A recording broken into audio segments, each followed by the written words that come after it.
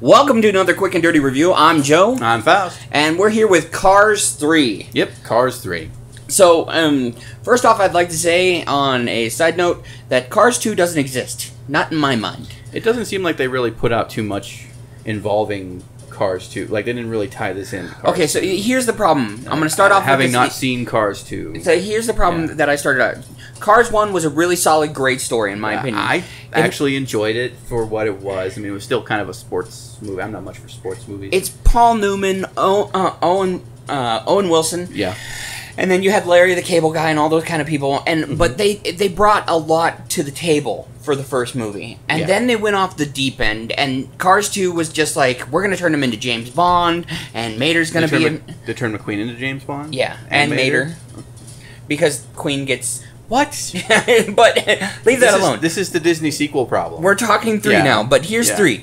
3 comes in like a lightning bolt. You can make that same bad referential as much as you want, but it does come in. It starts out really strong with the idea of an aging racer who's deciding to be like, okay, so I'm watching people move from being the people I've been racing with my entire career to these new people that are coming in, and it's the idea of an aged racer, an aging sports star, and they brought the core of it back. That's what I'm talking about.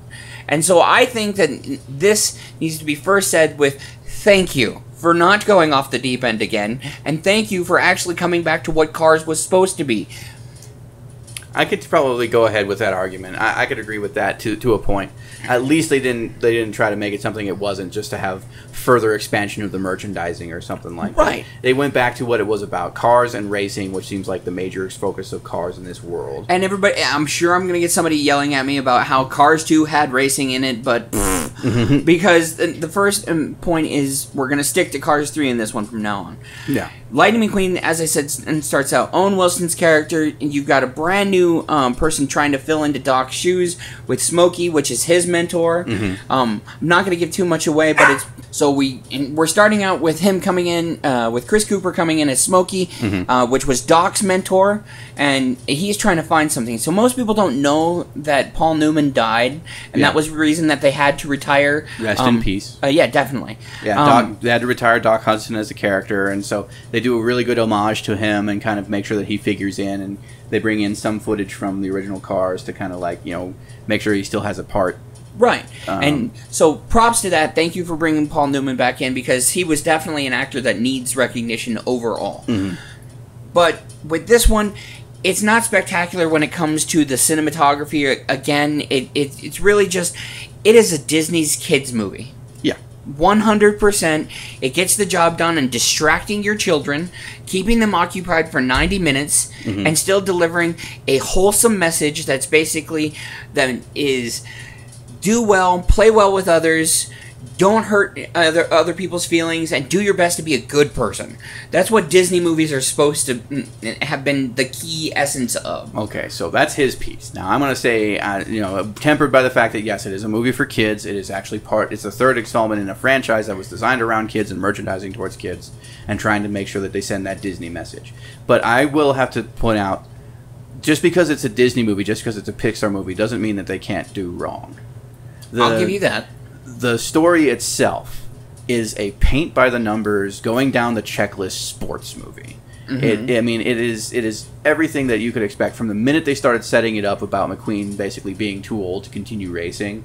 I just saw it just kind of like going down the list and going, this is going to happen, and then this is going to happen, and then this is going to happen. And I'm glad it went the way it did. I was very satisfied with how they took the story, but it was still a generic story as compared to the first one. It still was a pretty generic story. But that's the unfortunate thing, is Cars never really drew me in as a series. It's not your Zootopias or your Wall-E's or anything like that. It's not something that's trying to send.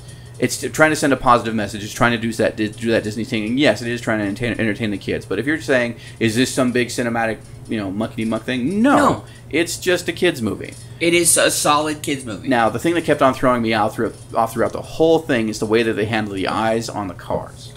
Okay, I'll give you that. There were points in time where I thought that they were just these gigantic eyes with two pupils because they did. I mean, they whatever do you mean? Yeah, they had this weird delineation between them whenever they would look from one side to the other, or they're doing a lot of straight on side to side kind of thing. Mm-hmm. It just didn't like it. That every single time I saw that, it just kind of threw me. And I can get you for that. And, I mean, if you look at any of the other animated films that have been coming out, I mean, it takes a solidly good animation team to not have that happen. I mean, we had it delivered from Zootopia, but if you look at other movies, oh gosh, there's too many to really pick. Well, animation in itself, like if you were to pause and frame by frame through any animation, even some of the most solid-looking animation you can think of, a lot of them, when they do that fast action, they do a lot of weird, bendy, interesting things with the proportions, and these things get like captured as frames and sent out as like, why would this be the way that it is? And really, it's because it's like a flash of action or a flash of between action, where two different things are happening at once, and it just needs to be able to suggest that eye line or that action line. Getting really in depth with the animation practice here. So you're talking like Rapunzel's hair? Yeah. Okay. Or how about this? The thing that they showed off where they managed to hide it completely until somebody actually pointed out. Elsa's hair, when she's singing "Let It Go," she does this thing where she like wipes the ponytail back behind her, and it comes arm, through. And her... it comes through her arm. Yeah. And they just hit it perfectly. Yeah. Because of the eye line, the action line, kind of keeping that going. Right, but that's where you have a valid point. Mm-hmm. So, Cars 3, in my mind, yes, I would rather have seen Cars 3 than... I'm glad that I went and saw Cars 3 and skipped out on Cars 2 entirely. Yeah, because you really would have hurt just the basic general storyline. I would have been going into Cars 3 with dread, and at least I would have had that dread completely assuaged. It would not. It would not stuck now around. You can kind of get why I came back. Yeah, I can see why you feel good about it because you saw Cars 2. Not seeing Cars 2 and seeing Cars, it's basically just continuing the story that Cars set up. And it is the whole generic sports thing. If you've seen any sports movie, you know what's going to happen in this one. Except for one of the best things that they do, and I have to say this, I love this actor.